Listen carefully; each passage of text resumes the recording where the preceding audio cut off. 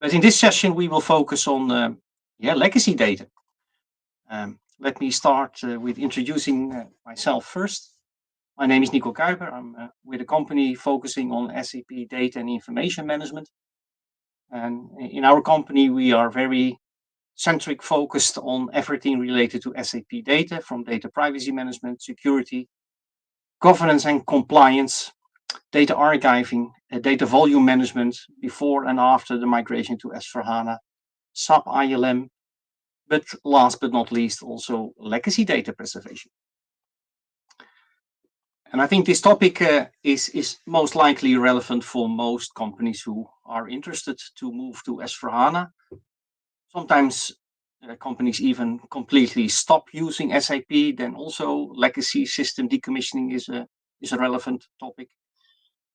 But if we look at your existing ERP system, it will probably no surprise that many of you already have an SAP system up and running for years, maybe decades. And now we are in the process of slowly moving to S/4HANA, either on-premise or in the private cloud, or maybe even in the public cloud. And depending on your migration approach, it's most likely that you will move from your legacy ECC system in the future to S/4HANA using one of these three options. Either system conversion, where you simply do an in-place conversion of the existing ECC system. In that case, you take over most of your data or all your data. But many other clients are also focusing on two other possible migration options, like the selective data transition, where you migrate to S/4HANA and select a limited amount of data from the legacy system to your new environment, or where you even start greenfield. You implement a brand new SAP system, and the amount of data that you will take over will be very limited. And when we look on the top side, we see the life cycle of IT systems and SAP systems specifically. And here below, you see the life cycle of your data. And it's most likely that the data that you have created in the past needs to live much longer than the life cycle of these systems they were created in. And one of the reasons why that is the case is that we have to comply with legal, fiscal, and audit relevant obligations. Meaning that sometimes you need to preserve data 10, sometimes 15, even 20 years. And it's not always the case that the IT system you created that data in will also live 10, 15, 20 years. If you are interested, you can basically get access to the European Data Retention Guide to look at your own situation and to identify how long do I need to preserve data and documents. And if you are more interested to understand worldwide what the data retention legislations are, there's also a link to a nice website that will give an overview on that. So if we are not taking over all the data and documents created in our SAP system to S/4HANA, how to deal then basically with these obligations? I think, well, you have to preserve that data set that you are not taking over. And then the question is, if we are going to preserve that data, what do we need to do? Is it an option to keep our legacy SAP system up and running? Let's assume in average, you need to preserve your data and documents for 10 years. And you are going to migrate tomorrow to S/4HANA. Would it be an option to keep your legacy ECC system up and running for another 10 years? Well, that could be risky. Here you see an overview of the possible risk aspects that you could identify. What it means to keep your old ECC system up and running for another 10 years. So we have hardware dependencies. Can we still keep the system up and running for 10 years based on the current hardware? Will the hardware still be supported by the vendor? Will the spare parts be made available? What is the total cost of ownership, etc.? But another very important aspect that we probably will recognize is to which extent will the existing SAP system be supported by the vendor, in this case SAP. And we all know that the clock is ticking because the support will basically end in 2027, can be extended, but nevertheless, it's a risk situation, and that will probably, if you want to keep that system up and running in 2028, it will cost you extra money. And so you need to make a choice. Can I keep this legacy system up and running, or do we need to look at possible alternative solutions that allow us to shut down the system but preserve the data and documents that are living in that system? So let's assume we are going to look for a solution where we can extract all the data from the legacy systems, including the documents like invoices, and put it somewhere else. Is it sufficient if we only extract SAP data? Well, most likely not, because the compliance officers, the SAP business users, the tax auditors, the legal department, they are actually not really interested in data. They are even not really interested in IT systems.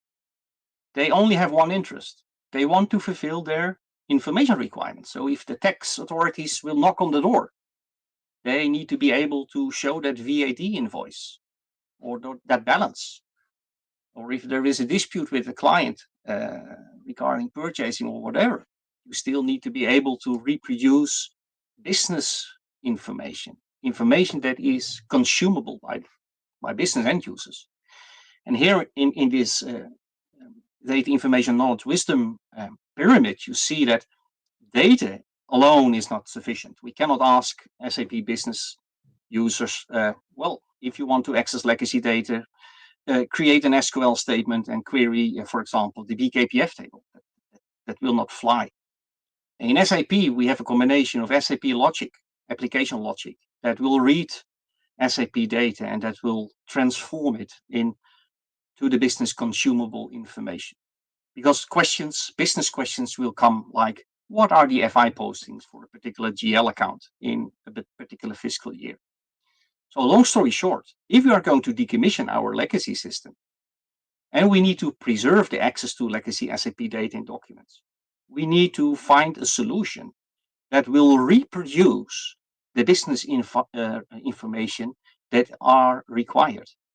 Both external demands are coming up from the tax authorities, but also internal information requirements.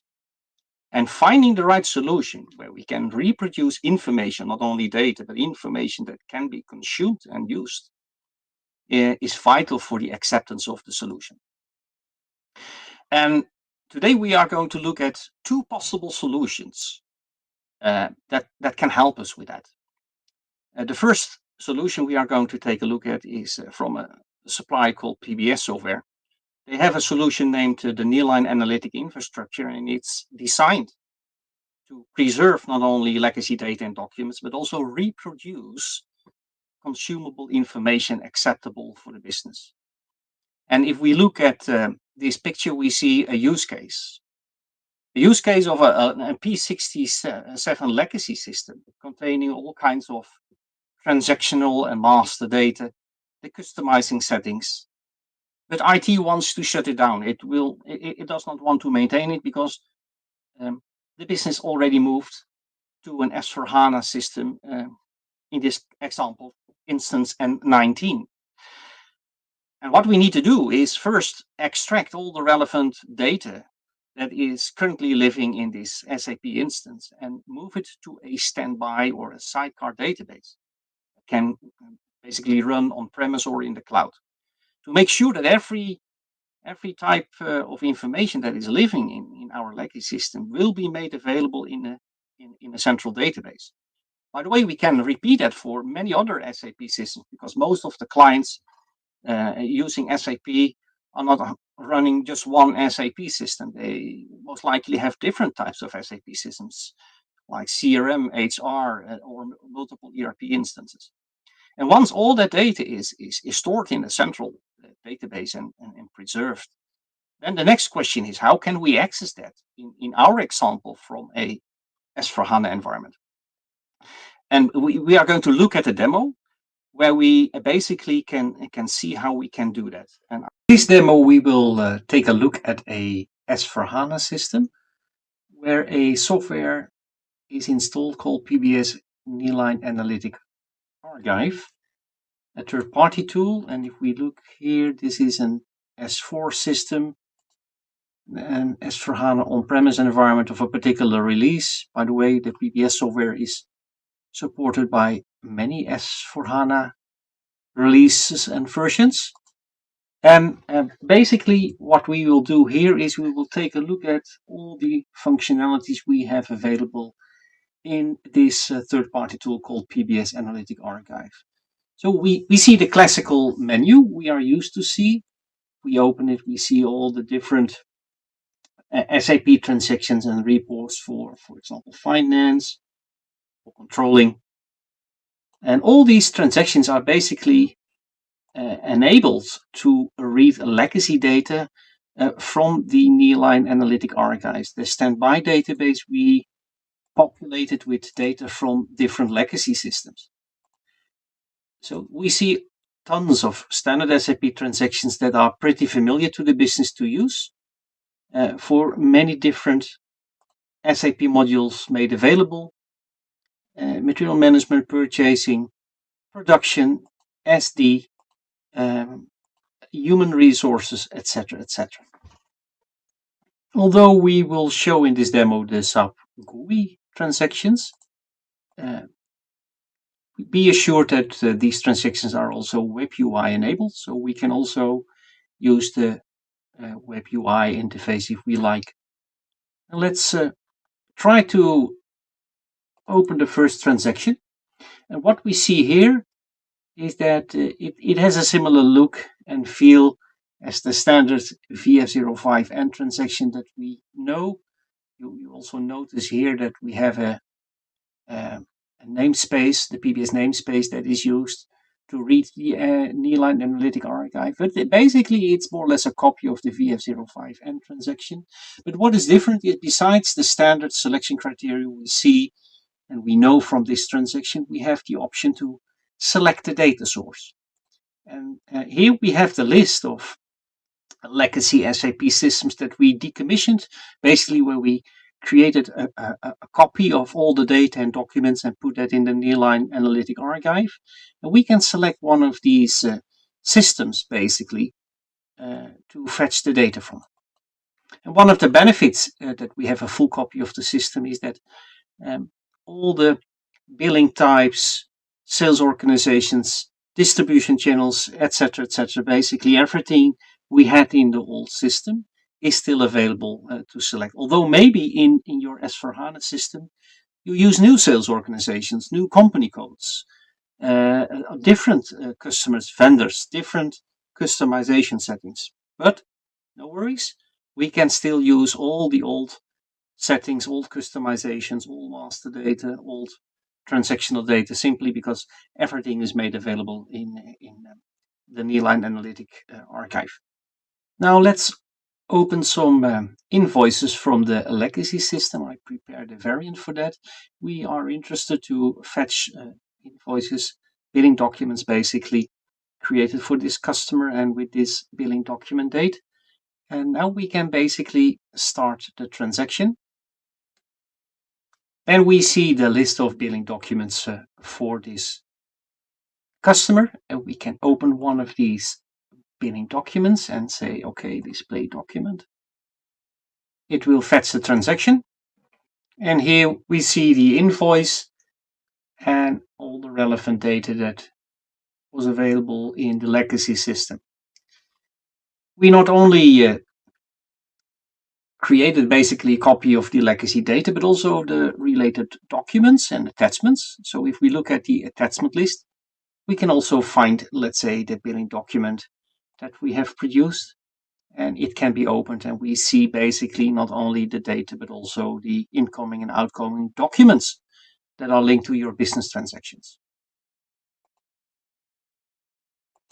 So let's go back to another example. And now we will take a look at one of the FI transactions that are made available. Here we again see the same story. Select the data source. We are interested to see the GL account line items that were generated in legacy system P67. And here we can basically enter all the selection criteria we normally are entering. We also see that not only the online data, but also the archive data from the legacy system are fetched and made available. So we can confirm that. And here we see the list of FI postings for this GL account. And from here we can easily navigate basically to the individual FI postings. We see here that we are basically working with transaction FBL3N. And if we double click on this, the FI posting will be opened. And here we see the document line item and all the details linked to it. Let's go back now to the menu again.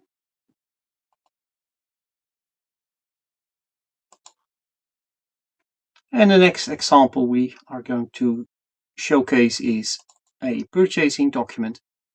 Here we are interested to look at the purchasing order of this system. It will be fetched now from the standby database. And here we see all the data in the same look and feel with all the menus that are normally made available also in the legacy system. So with these three examples, and we can show tons of other examples and other transactions of the various SAP modules, what you clearly see is that we have very transparent access to legacy data. The legacy system is gone, but still the business is able to work with data from the legacy system using basically this exactly the same look and feel as they were used to use in the legacy system. And this has a very big benefit for the business because they can basically compare, for example, the totals of a particular fiscal year in the legacy system running the standard GL account line item report and do the same in the PBS Nearline Analytic archive environment, and then compare the values. And that will basically build up trust if they can see that the results of the same report in both systems are the same. And that will help them basically to shut down the legacy system because they can be sure that the information they need can be reproduced basically using the PBS Nearline Analytic archives. There are tons of other very useful tools and instruments made available with this piece of software. We can use all kinds of ad hoc queries that we can basically develop ourselves. So not only the standard SAP transactions and reports can be used, but if you want to basically create all kinds of new queries, accessing, let's say, legacy data and legacy tables, you could basically develop that yourself if you like.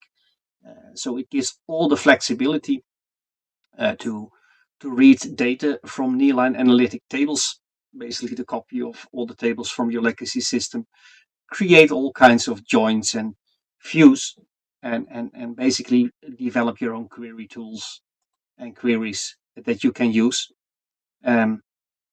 Here we have an example of a SA16 alike tool. Here, for example, we can say, I'm interested to see all the financial data by accessing the BKPF query directly.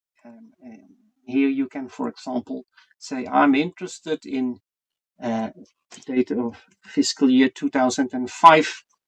And then here you can run and execute this.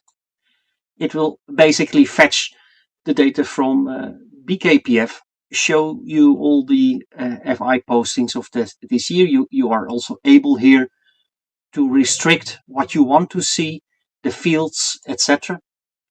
The output you want to see, or put it in Excel. But also here, what is very powerful is that you from this table query, you can directly navigate to the related FI posting. If you double click on this line, the FI posting will be fetched and shown to you in the classical FB03 transaction, although the PBS variant of it, where you see basically all all the business data in a business view. All kinds of very powerful add-on tools that can be used in this S/4HANA system, including reading data that has been archived in the legacy system. And this is also a nice feature and functionality. Many systems also contain data and document archives. And here we are able basically from a legacy system P67 also to read the archive data, simply executing the archiving object and the archiving index, which will help us basically to look at archive data as well.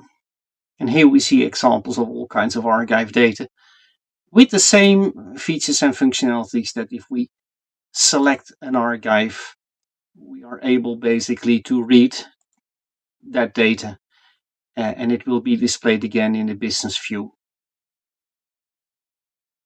And here we see basically the archived business data from P67 as well displayed to us, right? You see here, document has been archived. So summarized, I think this is an excellent tool which we can use in S/4HANA on-premise systems to read data from legacy systems. And with that, we conclude the first demo of PBS Nearline Analytic Archives. I'm going to continue with this slide. Yeah, so what I was trying to explain is that besides compliance reasons, there are maybe also other reasons why we are interested in legacy data. Legacy data can be of great business value. For example, to populate data warehouses with data from both legacy systems, but also data created in new systems, maybe for analytics reasons, or future use cases like artificial intelligence or machine learning, where you are interested maybe in a lot of historical data for use cases like predictive maintenance. And then it's great to have a basically standby database made available that we can combine with, let's say, a live and operational SAP system, where we can populate external data warehouses with all the data we have. Good. The next solution we are going to look at is similar, but again also different. The first solution, the PBS Nearline Analytic Archives, is a piece of software that we are installing in an existing on-premise S/4HANA system. But let's assume you have another use case where you want to migrate to the public cloud. In the public cloud, we know we cannot install all kinds of third-party tools like the PBS Nearline Analytic Archive. So we might need to look at other solutions. And we are now going to look at a solution that can be used in on-premise systems, but also can be used as a cloud or software as a service solution. It can run in the BTP platform, but it can also run in all kinds of other platforms. So it's less dependent on installation in an existing SAP environment. And this solution is called Archive Hub. Another benefit of Archive Hub is that compared to the previous solution we took a look at, is that with this solution we can also extract data from non-SAP systems. Maybe in your landscape you are running all kinds of systems that are candidate for decommissioning. Microsoft Dynamics, Oracle solution, GD Edwards, etc. Just a few examples. And the approach is the same. We simply copy the content of legacy systems to a standby database. And we also copy over the documents. And then we have a very neat and fancy front-end user interface, open UI based, where we can take a look also at the transactional and master data, like we can do with PBS.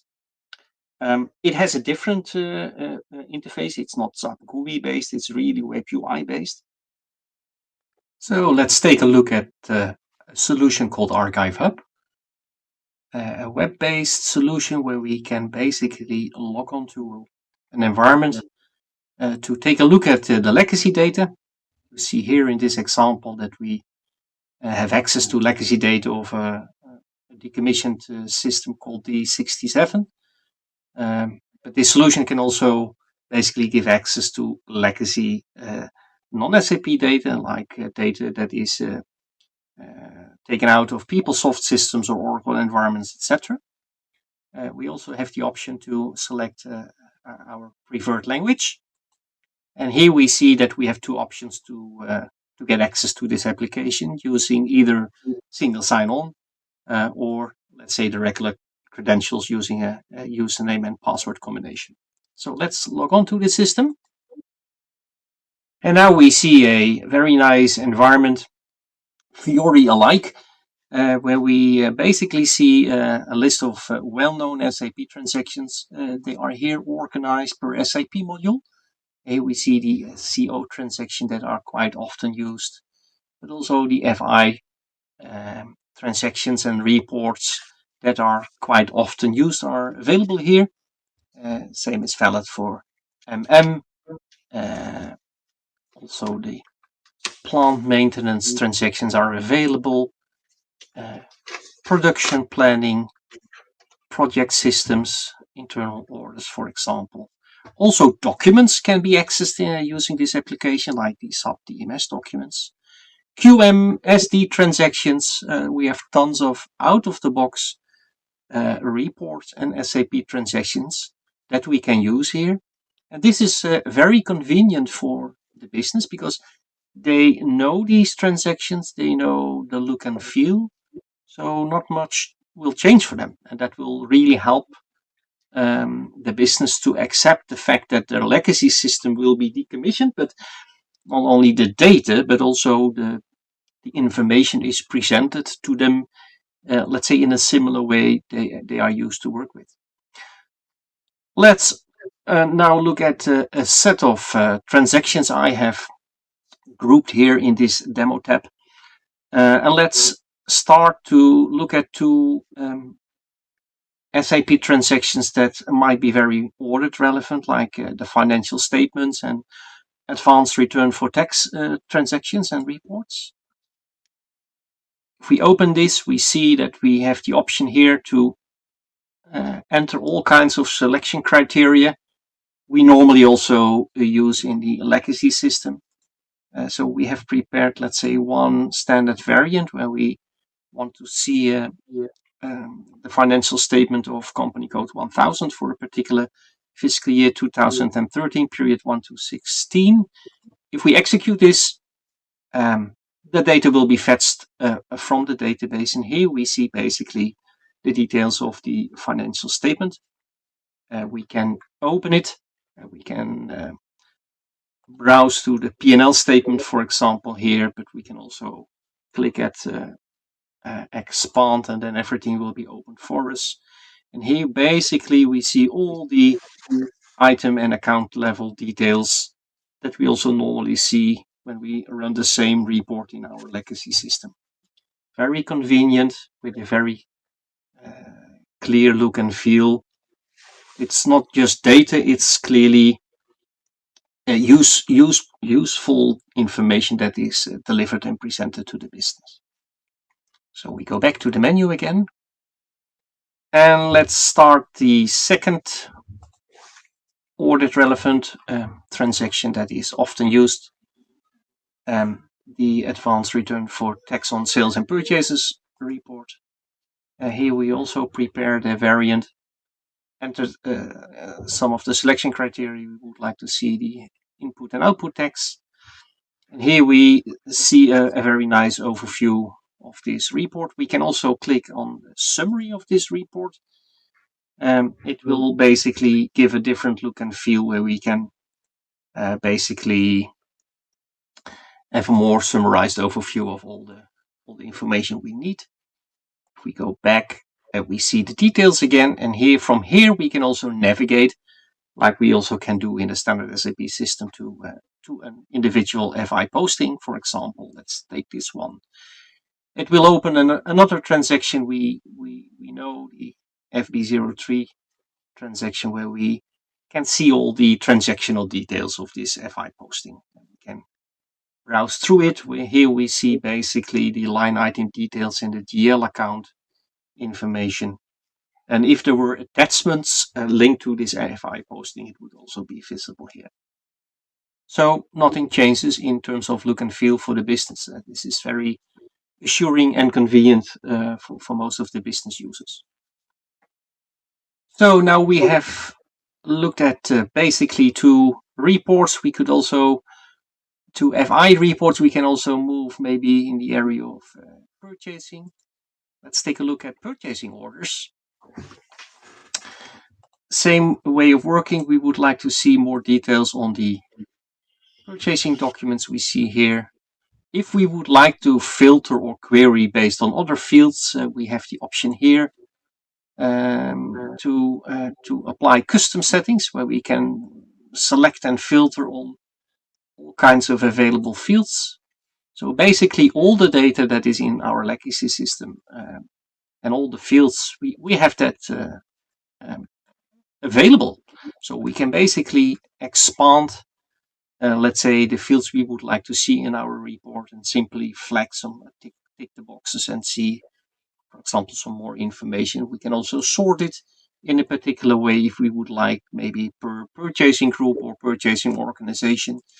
But we also can group that information in a particular way we would like to see it. So we have all the flexibility to shape these reports in a way we need it.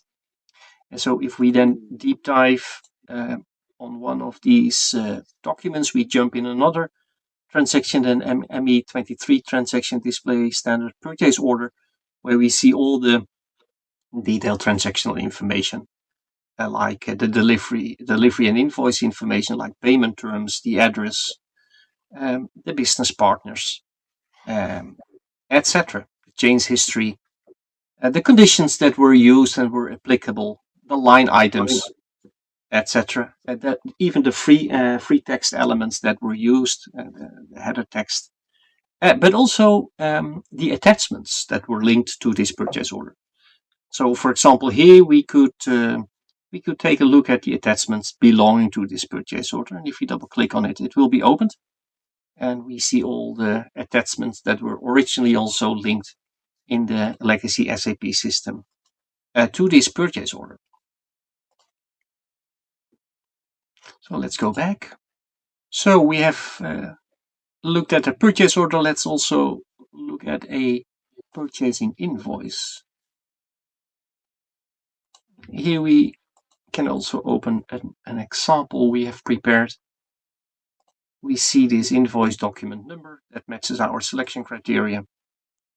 And here we can look at the incoming invoice, all the details, tax amount, the tax codes, the vendor, the line items. We can navigate here from the invoice document to the related purchasing document, or to the related material master, if we would like to do that. We see all the information regarding, let's say, the PO line items.